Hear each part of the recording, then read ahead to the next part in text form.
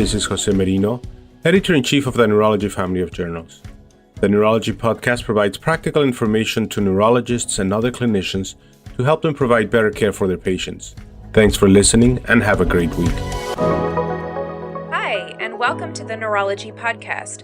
My name is Dara Albert. I'm a child neurologist coming at you from Columbus, Ohio. And today we're going to be talking with Jaclyn Martindale, who is also a child neurologist, a clinician researcher, and a medical educator. She's the section head and medical director of pediatric neurology at Wake Forest University School of Medicine. And we're going to be chatting about her recent publication. Jackie, welcome to the show. Thank you so much for having me, Dara. So your paper found that there were some really big differences in women attaining leadership positions, even at the highest levels like president or board of directors at the Child Neurology Society, as well as awards from the Child Neurology Society for women, despite a huge proportion of child neurologists actually being women. Your paper also really outlines some nice suggested mitigation strategies on how we can reduce that disparity and improve the numbers of women in the field attaining leadership positions and getting awards. Notably, your study found that, for example, only 29% of leadership positions at the CNS have been held by women, with only 13% of CNS presidents having been women, and about 26% of awardees of Child Neurology Society awards have been presented to women. So can you summarize your findings a little bit more for us and tell us why you think this is? We looked at a number of different things in this article, primarily focusing on the leadership positions and the awards.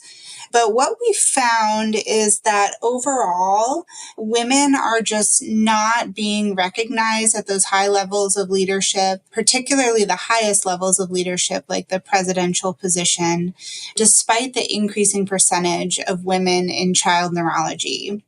We did look by decade to see if we were, quote unquote, closing the gap, but actually the gap continues to widen, which was something that was really interesting to take a deeper dive at. And then in terms of the awards, we also found that overall, any of the awards that were recognized by the awards committee, women were underrepresented being as award recipients. In particularly, the only one that was notable to have less of a discrepancy was the Philip Dodge Award, which is actually based off of the candidate's application and a scored rubric. And so it was quite interesting to see that the different awards had different types of representation, but more notable in the more subjective criteria based off of the awards committee. Yeah, really interesting and kind of stark to see those numbers laid bare. How did you come to these conclusions? What did your research find? Can you tell us more?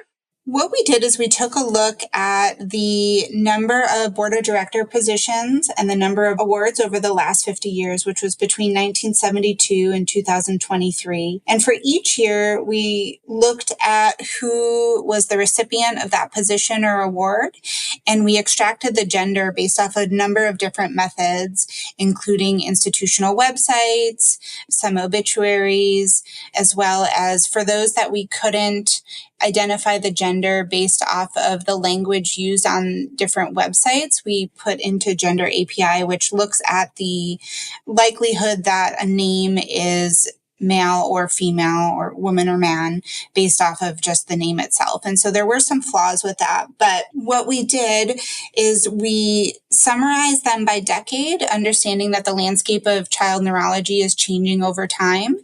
And we tried to look at the percentage of men and women that won awards or were represented in each position by decade and then overall. And what we compared was looking just, for example, at the board of directors is how women were represented in the board of directors overall, but also in this specific position. So president, secretary, treasurer, and counselor, which there's different cycles for and length of term for each of those positions. And what we found for the board of directors in particular was that that gap, again, is widening despite the increased representation of women in child neurology, particularly at that highest level of leadership. And so, as you already mentioned, only 13% of women are represented at the presidential leadership position. And we did the same thing for the awards.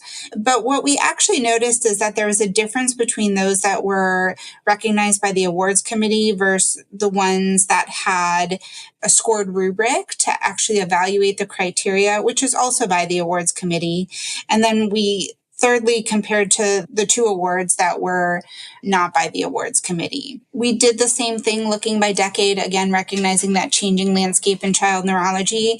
And we looked at overall, also noting that the different awards started at different time periods. And so the ones without the rubric by the awards committee, which were the Martha Bridge Decla, Gold, Brumbrack, Bernard Sachs, and the Hauer, all 5 of those awards had an underrepresentation of women, even in the more recent decade, versus the ones that were recognized by the awards committee with the rubric, which again was just the Phillips Dodge Award, had a better representation of women with 12% of women overall compared to the 71% of men. And then taking a look at the non-awards committee, which is the training director, which was recognized by the child neurology educators, and the Bernard D'Souza, which is through the international committee, that was actually more even. So the Bernard D'Souza, the international award, for example, was almost 50-50.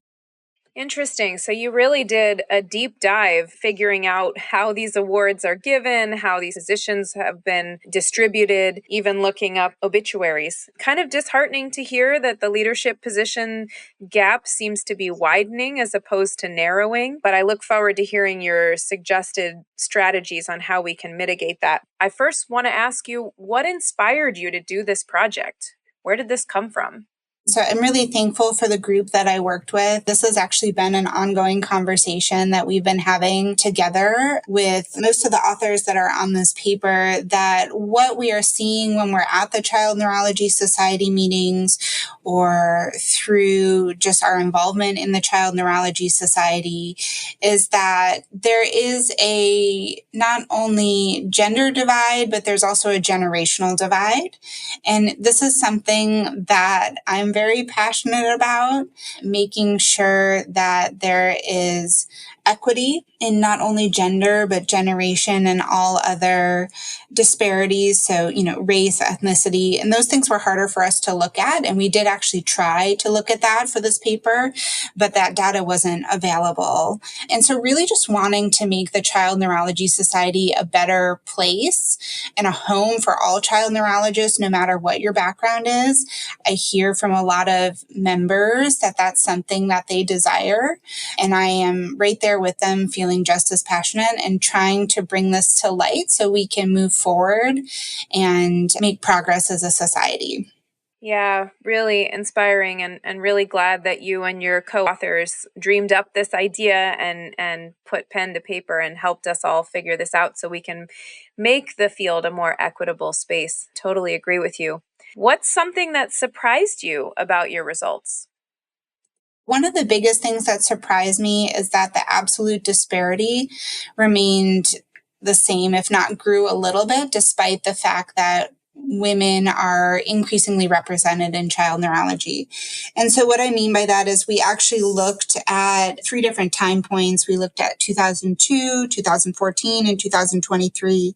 And we compared the number of physician leaders in the Child Neurology Society that were women to the estimated percentage of women in child neurology in general. And what we found is that the disparity was actually the same. And this was a significant result, despite the fact that, in 2002, women represented about 31% of child neurologists. And in 2023, based off of the last membership report, women represented 41% of child neurologists, but there was still a disparity of about 12% between men and women leaders. So even though we're growing in our representation, we're not catching up, quote unquote, in terms of our representation and recognition through leadership in this particular example, but also within the awards.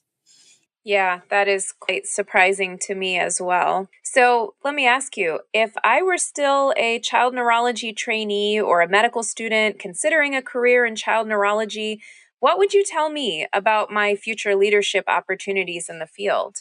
Trainees in particular can bring a lot of valuable input and diversity to our field. We know that as we collect more data, which was some of the limitations with the earlier data, but as we collect more data through various different ways, we can understand where our gaps are in terms of representation. And trainees have the opportunity to expand and move forward. I think that there are some different ways of thinking now and some openness to revise processes and create new processes that can make a more equitable place.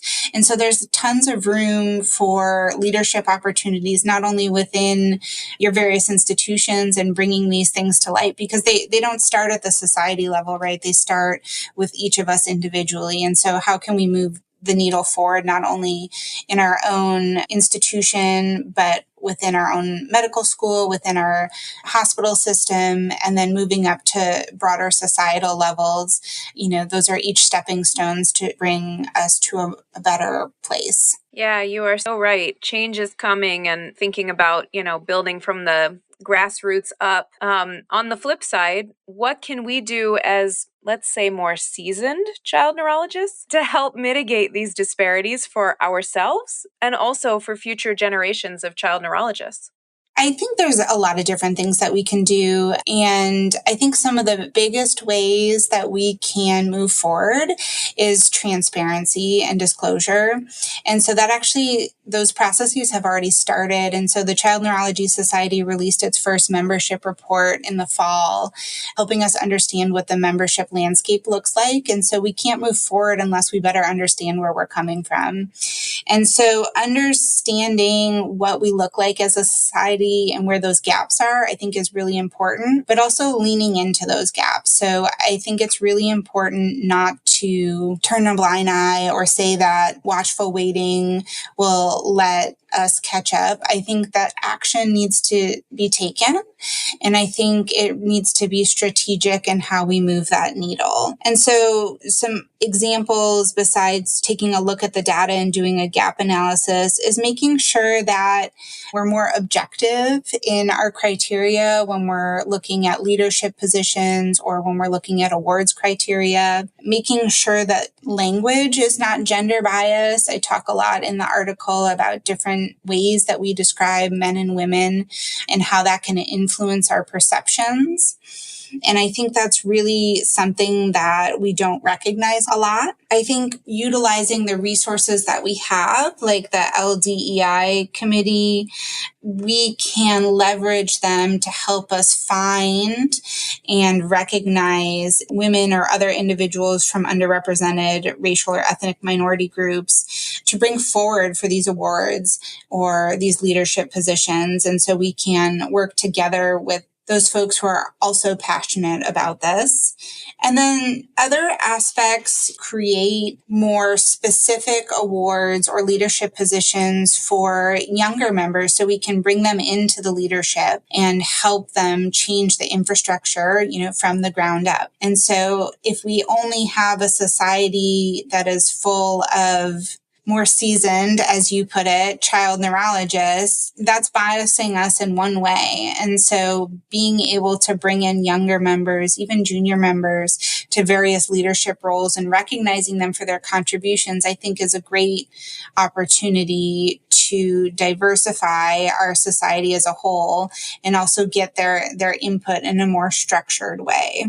Jackie, thank you so much. You're absolutely right. Sponsorship, mentorship, all of this is really important work that we need to think about to help raise up future generations of child neurologists and make the field more equitable for everyone. So thank you so much for joining me today and having this really enlightening and inspiring conversation. And there will be a link to the article in the show notes. And also the article is soon to be published in the Neurology Journal, along with an accompanying editorial that you'll want to check out as well. And for everyone listening, please join us in the conversation and the work that needs to be done to make our field more equitable for everyone. Thank you so much for having me. I really appreciate it. This is Stacey Clardy, your podcast editor. If you've enjoyed the podcast, please take a few moments to subscribe, rate, and review the Neurology Podcast through Apple Podcasts, Google Podcasts, Spotify, or wherever you listen. And remember, you can always head to neurology.org/podcast for our full list of past episodes, or you can also search by keyword in your podcast app for any neurology-specific topics you want to learn about.